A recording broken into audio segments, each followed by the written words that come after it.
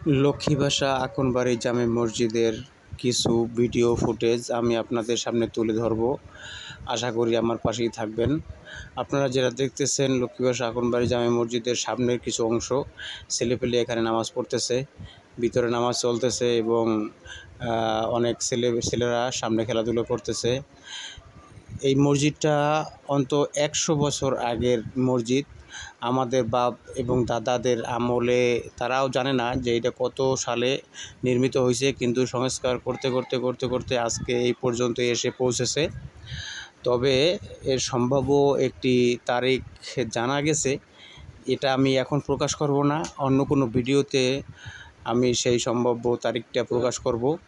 তবে আপনারা দেখতে থাকুন আমার চ্যানেল টুকটাক আয়োজন।